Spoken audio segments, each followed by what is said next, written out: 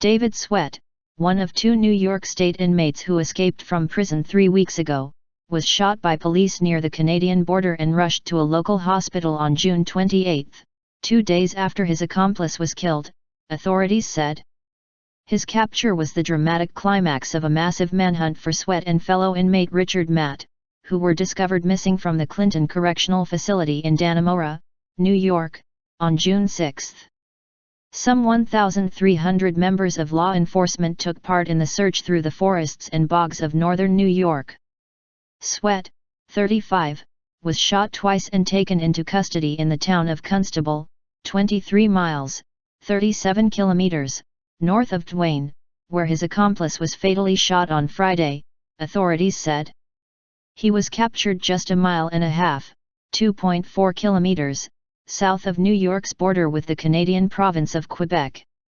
Sergeant J. Cook of the New York State Police was on patrol alone when he spotted a suspicious man walking down a roadway at about 3:20 p.m. local time. Cook called out to the individual, and when he turned the officer recognized him as Sweat, police said. The fugitive took off running and the officer shot him twice in the torso, police said. Sweat was taken into custody and transported to a local hospital for treatment. The nightmare is finally over, New York State Governor Andrew Cuomo told a news conference. If you were writing a movie plot, they would say this was overdone.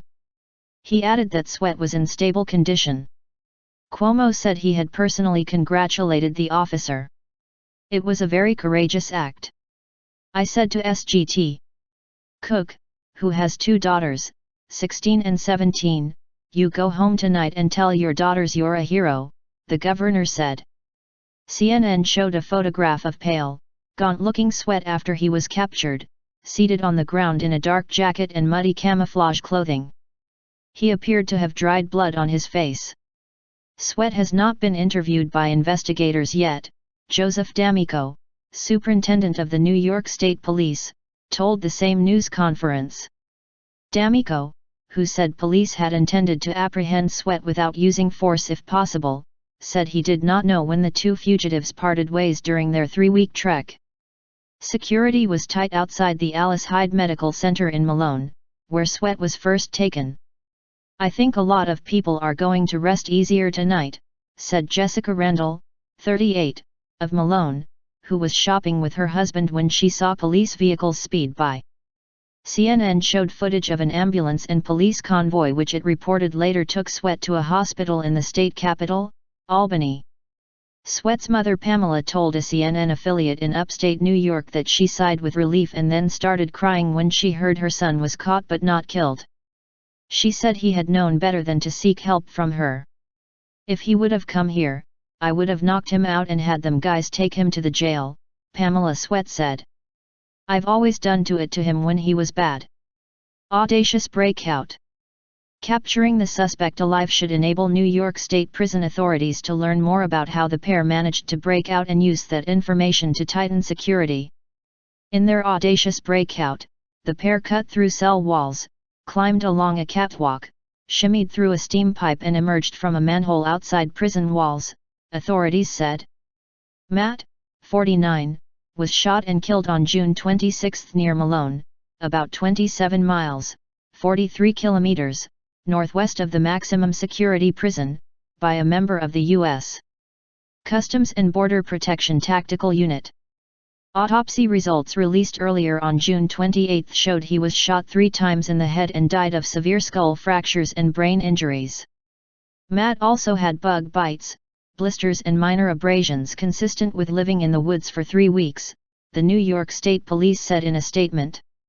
The manhunt for the pair had scoured a remote, heavily wooded area where law enforcement agents worked around the clock in scorching weather and driving rain using infrared devices and listening posts.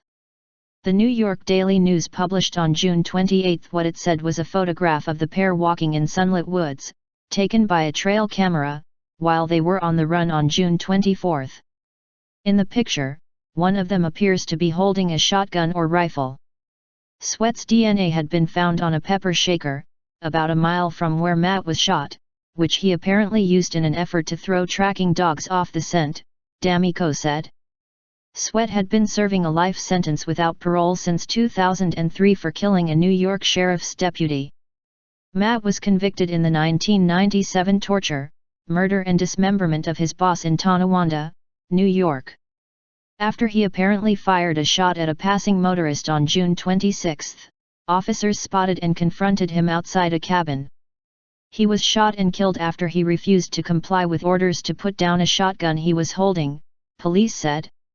The Buffalo News has reported that Matt, who turned 49 the day before, may have been intoxicated, citing the owner of a burglarized cabin who said he had found empty liquor bottles. Police said toxicology results were pending. 2 prison workers have been charged with aiding in the escape. Gene Palmer, a 57-year-old corrections officer, is accused of bringing hacksaw blades and a screwdriver bit to the inmates, hidden in frozen hamburger meat supplied by Joyce Mitchell, 51, a training supervisor in the prison tailor shop.